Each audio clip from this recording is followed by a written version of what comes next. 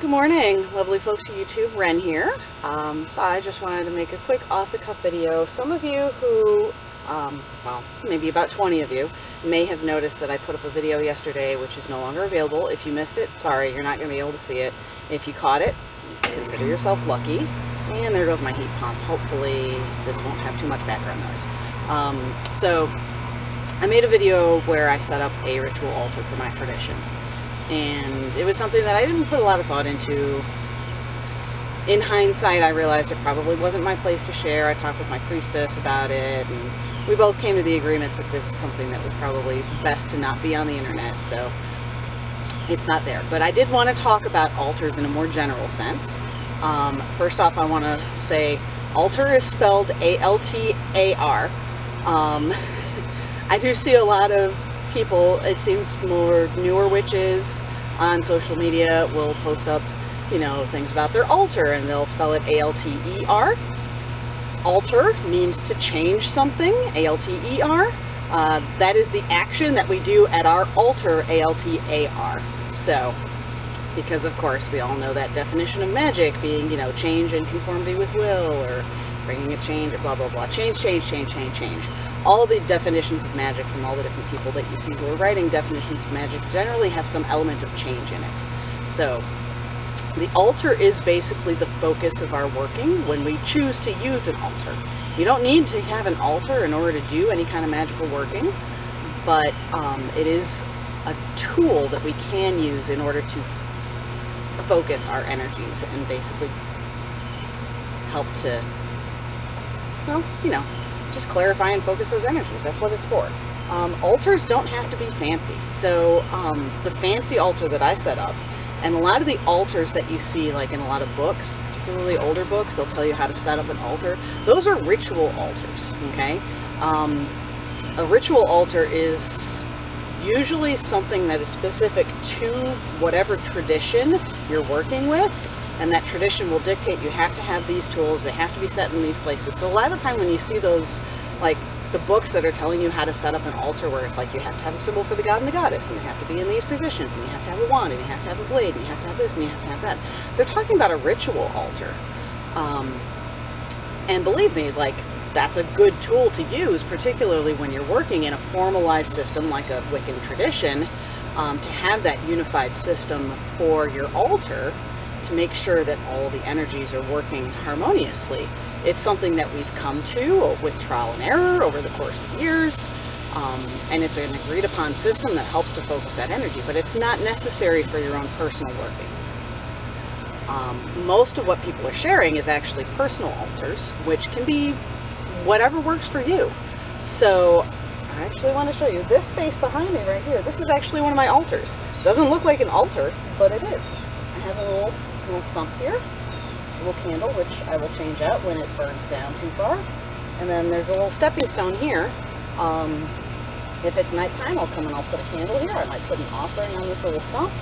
And I like to use this little slate stepping stone as literally a blank slate for like drawing sigils or pictures or what have you with sidewalk chalk, which will then get washed away in the rain.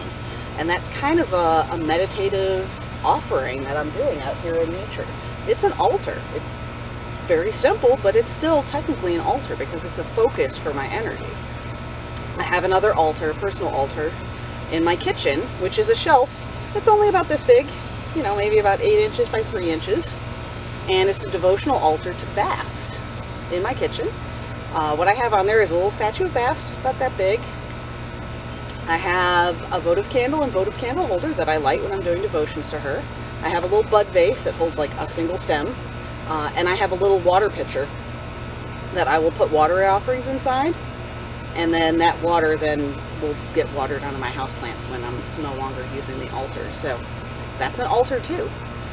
You'll see a lot of people will make like little Altoid tin altars, like travel altars. Those are all personal altars. They're very personal. You can do what you want with them, but they are very different from a ritual altar. I think that altars are a good tool to use in your spell work. You don't need one, but like any tool, it makes the job work more effectively. You know, I could garden without tools if I wanted to.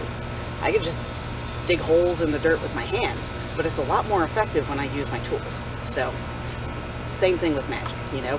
You can do everything you want with just your bare hands, but if you have some simple tools, it does make the working more effective.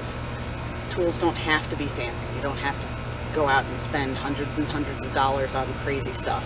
Most of my tools I got at thrift stores, I made myself, or they're other household items that I had that I've repurposed. I think I spent maybe a total of $20, $30 on my entire ritual set.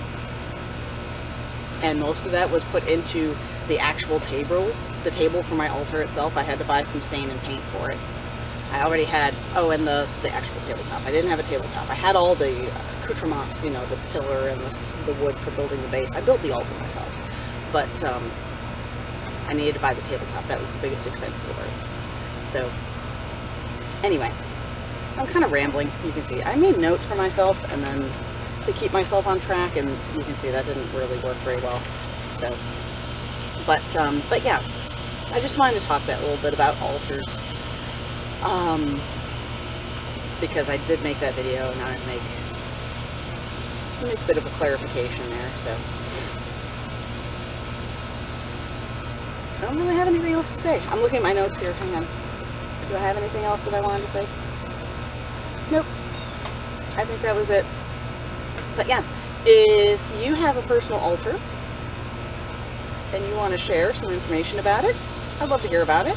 I might actually I might show you my altars at some point in the future, when my house isn't full of people, because everybody's home right now, and it's hard to film around people because they're always like walking into the kitchen to get snacks and that kind of stuff, because I have teenagers and all they do is eat, apparently. So anyway, I just want to share that little bit about altars, including my little pet peeve about the spelling, because it's not